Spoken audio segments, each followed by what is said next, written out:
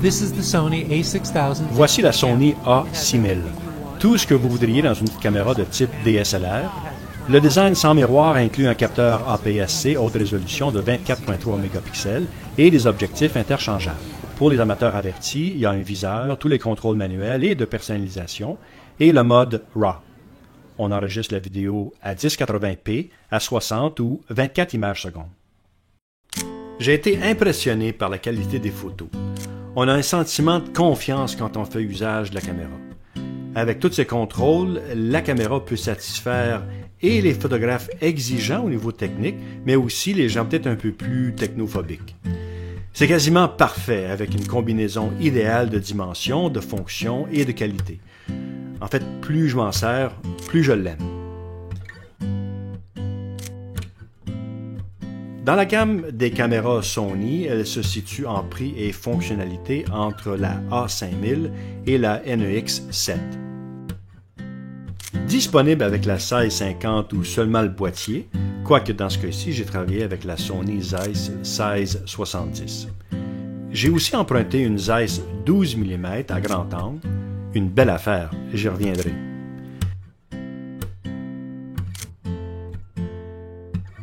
La A6000, c'est une petite caméra de type rangefinder qu'on tient confortablement. C'est une pièce de précision et c'est du solide. L'écran LCD de 3 pouces est amovible, mais pas suffisamment pour prendre un selfie par exemple. Il y a un mode qu'on appelle plein soleil, justement quand il y a beaucoup de lumière. Personnellement, je préfère utiliser le viseur OLED parce qu'il est grand, clair et précis. Notez que si j'utilise mon œil gauche, je vais devoir constamment nettoyer l'écran des marques laissées par, disons, mon nez. L'écran d'une résolution de 1.4 mégapixels, c'est un peu moins que les Sony de haut de gamme, est largement suffisant pour de bonnes mises au point. Le viseur électronique est tellement clair qu'on a l'impression que c'est un viseur optique, mais c'est en fait l'image prévisualisée. Le viseur demeure disponible en mode vidéo. La roue mode, à mon avis, a trop d'options. Le mode cinéma est plutôt irritant. Les modes automatiques vert et or devraient être combinés, et panorama devrait être combiné avec le mode scène. J'apprécie par contre le grand bouton facilement accessible pour contrôler l'ouverture, la vitesse et autres paramètres. La fonction en cours est affichée en bas à droite sur l'écran. La roue de commande multifonction apparaît également à l'écran. Dans le mode manuel, la roue, c'est l'ouverture et le cadran, c'est la vitesse. En plus de sa fonction rotative, les 4 points donnent un accès rapide au mode d'entraînement, le ISO, les ajustements EV et les modes d'affichage. Ce bouton aussi déclenche le petit flash, ce qui est très utile et rapide. La griffe fonctionne avec les microphones, les flashs et autres accessoires de Sony. Le bouton fonction ouvre un panneau de contrôle à l'écran, ce qui est très utile. Quoiqu'il était plus difficile de trouver le bouton quand j'avais l'œil dans le viseur. Plusieurs options avec l'écran LCD, entre autres le mode qui affiche clairement les paramètres, et un accès rapide aux ajustements via le menu de navigation. En plus de 2 boutons pour la personnalisation, plusieurs des autres boutons peuvent être personnalisés avec un grand choix de fonctions. Par contre, je voulais échanger les boutons fonction et AEL, chose qui n'est pas possible avec la A6000. Le mode auto est détecté pour divers types de scènes. Macro pour les fleurs, paysage pour les plans éloignés et portrait pour des photos de ma fille, par exemple. En mode auto, on peut choisir la mise au point automatique et posemètre pour la scène. Choisissez multisegment, centré ou spot pour choisir l'objet, ou la détection visage, qui ajuste le focus et la lumière pour les visages. J'ai ajouté la détection du visage au menu fonction pour un accès rapide. Grâce à la détection par phase et par contraste, la A6000 fait la mise au point rapidement. En plus de la prise unique, le focus au point A va se verrouiller quand le sujet est immobile. En focus C, l'appareil continue de faire la mise au point. C'est très utile. C'est facile de prendre un sujet qui bouge continuellement en mode rafale ou continu. Dans cette séquence, j'étais en mode rafale quand le tramway s'avançait. Une personne entre dans l'écran et l'appareil fait la mise au point sur lui et ensuite retourne au tramway sans manquer un cliché. Ça réagit très rapidement. Ceci dit, ce n'est pas parfait. C'est un peu lent dans les lumières basses et parfois le focus se fait sur l'objet le plus proche au lieu de l'objet qu'on vise.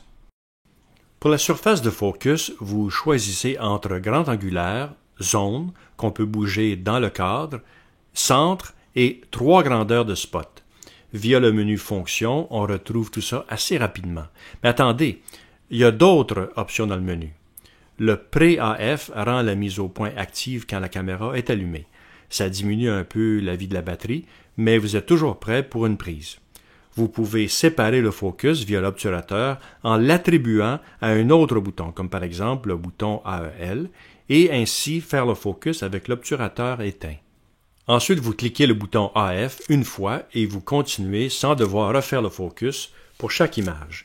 Il faut creuser plus loin pour d'autres paramètres, comme le Eye Autofocus, c'est-à-dire le focus sur l'œil du sujet. On attribue cette fonction par un bouton personnalisé. Et c'est le seul endroit où apparaît cette fonction. Si la caméra ne trouve pas un œil, elle utilise la détection du visage. En manuel, quand vous tournez la bague de focus, une image agrandie apparaît pendant 2 ou 5 secondes, ou jusqu'à ce que vous faites la prise. La fonction du focus verrouillé permet de suivre un objet en appuyant le bouton central, et on appuie de nouveau pour le désactiver. Finalement, je préfère la mise au point continue. Ça a pris quand même du temps pour maîtriser toutes les fonctions et ensuite personnaliser les menus pour les configurer d'après mes préférences. Vous pouvez en sauver 3. Le système du menu est assez traditionnel et en dépit de la complexité des fonctions et 3 niveaux de navigation, finalement, on s'y retrouve. Les paramètres d'exposition manuelle vont de B à 1/4 millième de seconde. Le ISO de 100 à 25 600 avec un réglage automatique qui fonctionne en mode manuel. C'est beau. Et vous pouvez régler un minimum et maximum automatique. Je vois du grain à 800, mais c'est minime jusqu'à 6400. Faut pas oublier que c'est du 24 mégapixels. Pour vous aider à faire une bonne lecture d'exposition, un guide apparaît chaque fois que vous manipulez l'ouverture ou les vitesses. Il y a des indicateurs d'ouverture et de vitesse ou un histogramme. Le compteur numérique, à droite en bas, est un petit peu trop petit. Il y a 5 niveaux EV avec palier de 0.3 et 0.5. Il y a plusieurs modes d'équilibre des blancs, incluant sous l'eau et une grille pour ajuster les couleurs. Un ensemble complet d'options d'entraînement comprend 3 vitesses de rafale, 2 réglages de minuterie incluant une rafale de 3 à 5 images, équilibre des blancs et écart dynamique ainsi que bracketing d'exposition continue et manuel avec réglage de 0.3 à 3 EV avec 3 ou 5 images. Bref, c'est impressionnant. Le bracketing modifie la vitesse, à moins d'avoir choisi l'auto-ISO, donc l'exposition est ajustée selon le ISO. L'équilibre et le bracketing d'écart dynamique sauvegardent 3 versions de chaque prise. La vitesse de rafale la plus élevée est remarquable. En mode JPEG, c'est quasiment 50 images avant que ça ralentisse. En RAW, c'est 22 images. Mais pour ça, vous aurez besoin d'une carte SD assez rapide ou tout simplement attendre que la caméra termine la sauvegarde. Et vous ne pouvez pas faire d'ajustement avant que le tout soit terminé. Les caméras Sony sans miroir sont souvent les caméras utilisées par les photographes qui veulent faire usage de leurs vieilles lentilles avec un dos numérique. On peut donc retrouver toutes sortes d'adaptateurs. Mais Sony s'affaire à étendre leur choix de lentilles aimantes, présentement à 20 modèles. Et des tierces parties comme Tamron, Rokinon, Sigma et Zeiss sortent leurs propres lentilles avec monture E. Cette Zeiss Tuit 12 mm s'ouvre à f2.8. En 35 mm, c'est l'équivalent de 18 mm. C'est un très grand angle, quasiment 90 degrés à l'horizontale, avec très peu de distorsion. Le focus automatique est rapide et efficace, quoique légèrement bruyant. On parle ici d'un véritable objectif Zeiss Autofocus. Le diamètre du filtre est de 67 mm. À 260 grammes, c'est léger, ce qui convient parfaitement à la A6000. C'est idéal pour les paysages, les scènes de rue et des bâtiments. Je voulais obtenir une bonne photo de l'hôtel Prince de Galles à Niagara-on-the-Lake depuis des années. Eh bien, je l'ai finalement obtenu. Faire des portraits devient un plaisir. Et vous pouvez aussi obtenir de très bons effets bokeh. La distance de focus minimale est d'environ 16 cm. On combine ça avec une ouverture de f2.8, ça devient idéal pour les photos de bouffe. Zeiss fait une version Fuji X-Mount avec une bague d'ouverture manuelle et un objectif type E 32 mm à f1.8. La Sony Zeiss 1670 offre une ouverture de f4 sur toute la portée du zoom. C'est l'équivalent d'un 24 à 105 mm en 35 mm. Le focus minimum est de 35 cm. Avec le zoom au maximum, vous pouvez remplir l'écran avec un carré de 4 cm. C'est parfait pour les portraits. À 308 grammes, c'est légèrement plus que la 12 mm, mais elle demeure bien équilibrée pour la A6000. Je préfère tirer en RAW. Ça me permet, par exemple, de récupérer une image prise dans un éclairage bizarre en une excellente photo via Lightroom ou Photoshop. Jusqu'ici, on a parlé de ce qui fonctionne en RAW et JPEG. Les 7 fonctions suivantes sont disponibles pour le mode JPEG seulement. Et tout ça, c'est très bien. Je comprends pourquoi on n'utilise que le JPEG, mais on ne pourrait pas, s'il vous plaît, sauvegarder aussi une version RAW. Bon, j'ai dit ce que j'avais à dire. Premièrement, le mode panorama, c'est dans ce qui se fait de mieux à Sony.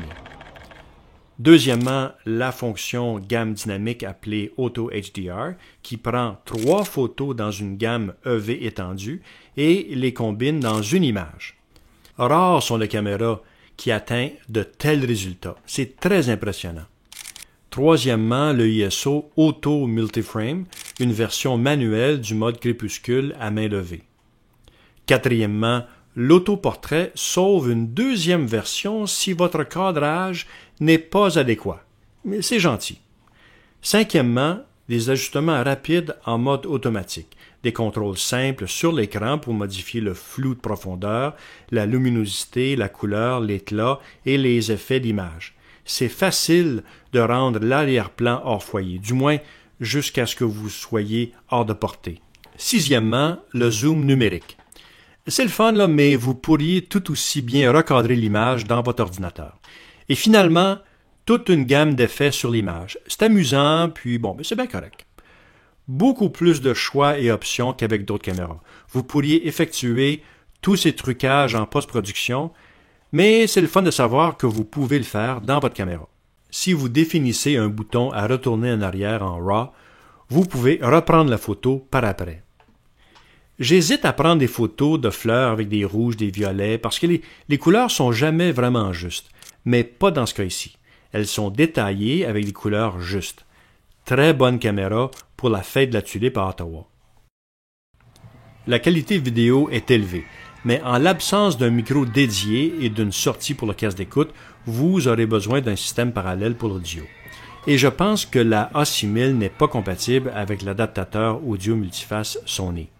Les micros intégrés sont mieux que la moyenne, mais il n'y a pas de contrôle des niveaux. Le bouton pour la vidéo est difficile à trouver et difficile à presser.